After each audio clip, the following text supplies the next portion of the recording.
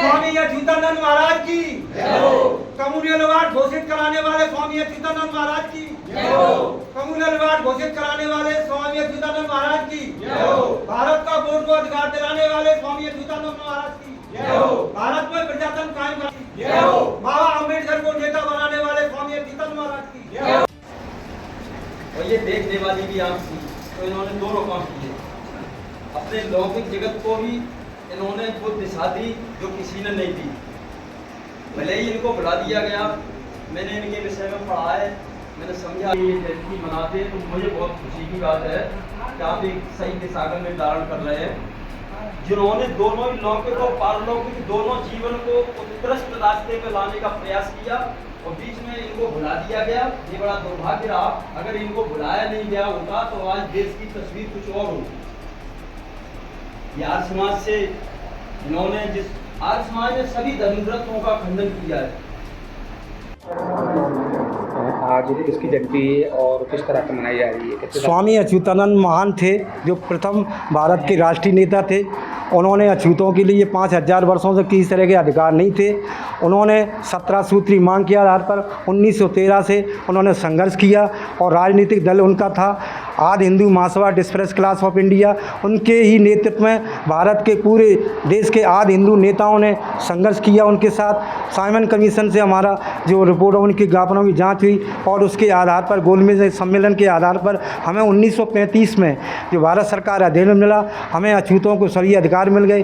कानूनी रूप से हमें पॉलिटिकल रिजर्वेशन, आज नौकरियों में रिजर्वेशन, छात्रों को छात्रवृत्ति का अधिकार, किसानों को पट्टे देने का अधिकार, समानता का अधिकार, छुआछूत समाप्त करने का अधिकार, ये सभी मांगें थी। और राजाशाही थी, उसमें जमींदारी प्रथम समाप्त करने का उनका जो मेन उद्देश्य था, जिससे भारत में लोकतंत्र स्थापित हो और आज़ादी मिले। आज़ादी उन्होंने इसी धारात में मिली थी। हमें वोट का जनता वहाँ दे गई और धीरे सने सने हमारे देश आज़ाद होगा, विधानसभा बनेगी, केंद्रीय विधानसभा बनेगी, यही उनकी मांग थी। आज हम 140वीं जयंती मना रहे हैं। वो महान थे जिन्होंने देश को दिया, डॉक्टर अंबेडकर को नेता बनाया, उन्हीं की देन थी, उनका ये देश थे, उन्हें गोलमेज सम्मेलन में भेजा।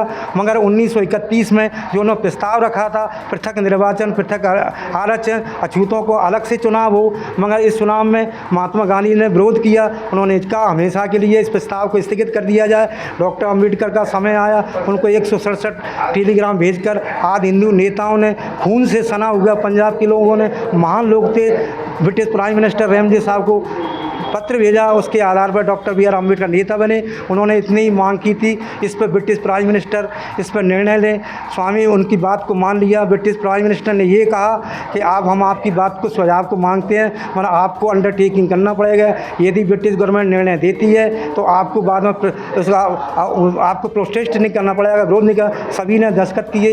115 लोग थे सदस्य, 14 लोगों ने किए, डॉक्टर बी आर अम्बेडकर ने नहीं किए, जिसके कारण निर्णय नहीं हुआ। महात्मा गांधी ने किए। महात्मा गांधी विरोध कर रहे थे, तो अंग्रेज़ों ने इस तरह से महात्मा गांधी को इसमें फंसा लिया कि आगे पीछे अछूतों को जो अधिकार देंगे वो विरोध नहीं कर पाएंगे। मगर बाबा साहब ने जो अधिकार थे अंडरटेकिंग में दस्तखत नहीं किए, जिस कारण 1931 की जो गोलमेज सम्मेलन थी वो निष्फल हुई। आगे चल स्वामी जी ने 21 फरवरी 1932 को फिर आंदोलन किया। भारत के आदि हिंदू नेताओं ने ज्ञापन दिए, मांग की, संघर्ष किया। बराबर उन्होंने संघर्ष करते 17 अगस्त 1932 को कम्युनल वार्ड घोषित हुआ। कम्युनल वार्ड में हमें सभी सुविधाएं थी जो मैंने बोला। इस आधार पर स्वामी जी ने भारत की जनता को वोट का अधिकार, आज वर्तमान में 2024 चल रहा है, ये किसके अधिकार दिलाए? स्वामी अच्युतानंद महाराज ने दिलाए, उन्हीं के अधिकार का है, उनने ही बुलाए। इसके लिए किसी भी नेता ने, कांग्रेस ने, हिंदू महासभा ने, मुस्लिम, किसी ने लड़ाई नहीं लड़ी। वोट की लड़ाई तो उन्होंने नहीं लड़ी थी। कांग्रेस ने 1930 में लाहौर में प्रस्ताव पारित कर स्वराज की मांग थी। इसके पहले तो स्वामी जी ने सब बात कर दी थी। तो ब्रिटिश गवर्नमेंट तैयार हो गई, उसी के आधार में वोट मिल रहे हैं। और जो हमारे 1935 में जो अधिकार दिए थे वो ब्रिटिश गवर्नमेंट ने हमें प्रस्ताव पार कर 1904 अगस्त पर में जो हमें ट्रांसफ़र की, उसी आधार पर हमें वर्तमान संविधान में जो अछूतों को जो अधिकार मिले, सब स्वामी जी की देन है। धन्यवाद आपका।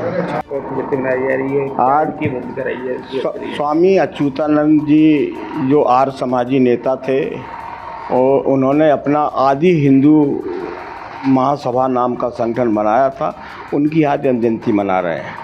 आज हम उस महान व्यक्ति की जयंती मना रहे हैं कि आज देश में 131 जो संसद हैं वो इनकी देन है। उन्होंने 131 नेता हर 5 साल उनके योजनाओं से, उनके द्वारा दिए गए सुझाव से बनते हैंगे। उन्होंने कोई एक नेता नहीं बनाया, स्वामी अच्युतानंद जी ने।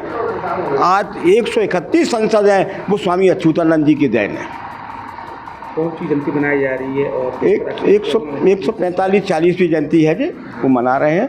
और इसकी मैं पूरी डिटेल में जानना चाहता हूँ कि सब देश में जब आज़ादी की लड़ाई चली जा रही थी तो दो मोर्चे पर लड़ाई हो रही थी। हमारी कांग्रेस महात्मा गांधी और बाबू जगजीवन राम जी के नेतृत्व में स्वराज के लिए आज़ादी की लड़ाई लड़ी जा रही थी, और स्वामी अच्युतानंद जी की तरफ से, उनके संगठन की तरफ से देश में लोकतंत्र के माध्यम से हमें आज़ादी चाहिए, ये स्तर था। और उसके लिए उन्होंने जगह जगह सभा करी, सम्मेलन किए। उन सम्मेलनों का असर इतना हुआ कि उनके ज्ञापनों पर ब्रिटिश गवर्नमेंट को विचार करने के मजबूर होना पड़ा और साइमन कमीशन भेजा, और साइमन कमीशन को पूरी हकीकत बताई गई। और साइमन कमीशन ने जो रिपोर्ट दी गई थी उसके आधार पर ब्रिटिश गवर्नमेंट ने ब्रिटिश भारत अधिनियम 1935 जो बनाया था, उसके तहत भारत में पहली बार 1937 में 11 राज्यों के आम चुनाव हुए थे। और वो चुनाव को देखते हुए हम जिस कह सकते हैं कि हम तो आज़ादी हम 1937 में ही प्राप्त कर चुके थे, राजनीतिक आज़ादी। तो हमको सबसे बड़ा हमारा उदाहरण है कि सबसे बड़ा लोकतंत्र जिन्होंने इस देश में स्थापित किया। जितने दूरदर्शी नेता थे कि भाई हम अंग्रेज चले जाएंगे तो राज कैसे चलाया जाएगा, उसके लिए संविधान बनना चाहिए, उसके लिए हमारा वोट का अधिकार मिलना चाहिए। तो हमारे स्वामी अच्युतानंद जी आज जो हम वोट डालने का जो बात कर रहे हैं वो स्वामी अच्युतानंद जी की देन है। और अच्युतानंद जी के बाद जब कोई नहीं बचा तो बाबू जगजीवन राम 2 मोर्चे पर लड़ाई लड़ रहे थे। हेमंत कमीशन के समक्ष बाबू जगजीवन राम ने इस देश के आम नागरिकों को, विशेषकर दलितों को वोट का अधिकार मिलना चाहिए। वो अधिकार हमको भारत अधिनियम 1935 में दिए गए हैं। मैं अपनी बात यहीं समाप्त कर रहा हूँ।